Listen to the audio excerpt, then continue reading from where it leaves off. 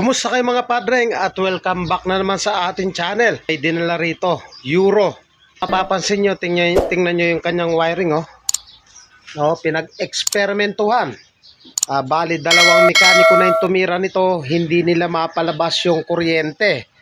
Hanggang sa napagdesisyonan nila na dali na dito sa ating shop. Nung una, kinagamit, bigla daw tumirek. At nawalan ng kuryente. Ang ginawa nila mga padreng, pinalitan nila ng stator. Ayan pinalitan nila ng stator. Bago na yung stator. Tapos nung pagkakasa ng stator, wala pa rin kuryente. Ang ginawa nila, bumili na sila ng ignition coil. Ayan Apido. Nung pagkakasa ng ignition coil, ganun pa rin, wala pa rin kuryente. Nag-decide sila na palitan naman ng susian. So ayan bago na yung susian. Nung pagkapalit ng susian, ganun pa rin, ayaw pa rin umandar. Ang ginawa naman nila, nagpalit na sila ng bagong CDI. Ganun pa rin, wala pa rin kuryente. So dinala na rito sa ating shop. Sa pagto-troubleshoot ng ganyang issue na motor na walang kuryente, dapat alam natin yung step by step para matumbok natin yung eksaktong sira niyan. So ang gagawin lang natin mga idol, posisyon na muna natin yung ating camera para maipaliwanag natin na maigi. Kaya naman sa bidyong ito, ituturo ko sa inyo kung paano natin mapapalabas yung napakalakas na kuryente nitong Euro na to. So, ano natin gagawin dito sa stator? Hanapin natin yung block na may red. Itong block na may red, ito yung primary. Habang tinatadyakan, ikis-kis natin dito sa kanyang body. Dapat mag-i-spark ito. So ito yung kanyang primary.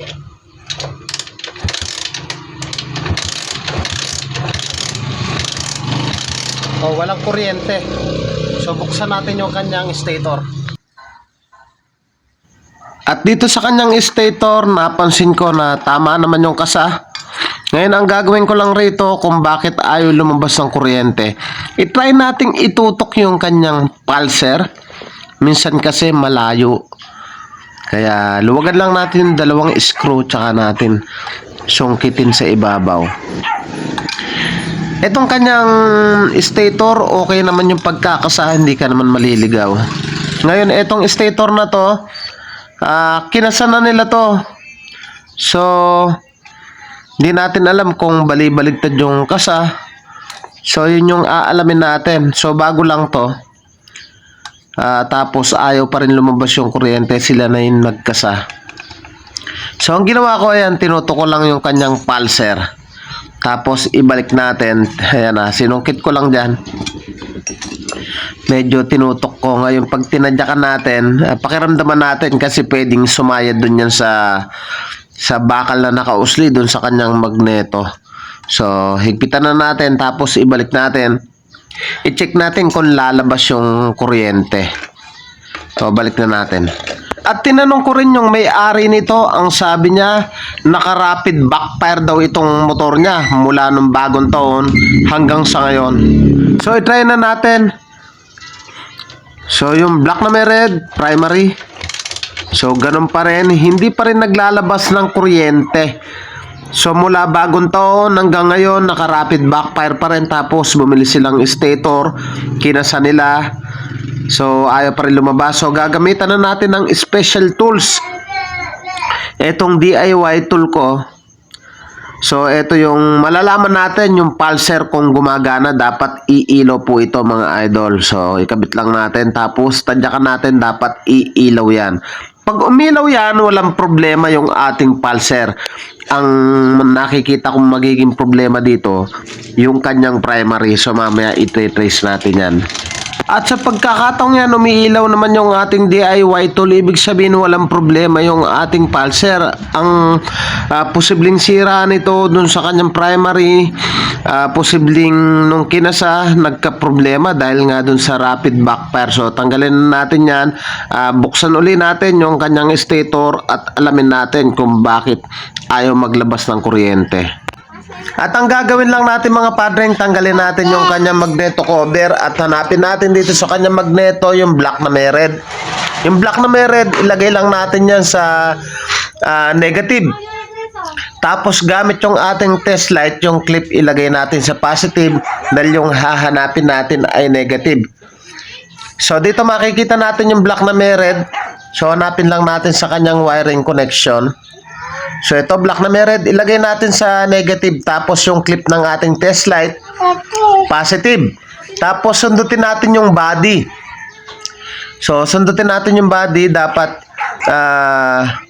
dito muna tayo sa terminal, ayan, dapat ilaw yan. Pero dito, ayan, dapat ilaw yan. Sa body, dapat ilaw. Sa pagkakataong yan, umiilaw siya sa body, ibig sabihin, grounded po yung kanyang primary. Ibig sabihin po niyan, alimbawa, yung primary, di ba, pag tinadyakan natin, kiniskis natin sa body, nag-i-spark.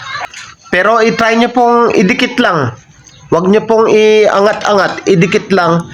Hindi po siya maglalabas ng kuryente. So, ganun po yung nangyari dito sa ating stator. Nakadikit sa body, kaya hindi nag-produce ng kuryente. Dapat yan. Mag-produce lamang yan pag tumama dun sa magneto yung pulser.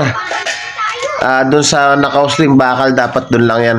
Sa pagkakataong yan, nakonfirma na natin na nasa primary ang problema ngayon. Na-trace naman natin na yung pulser ay good.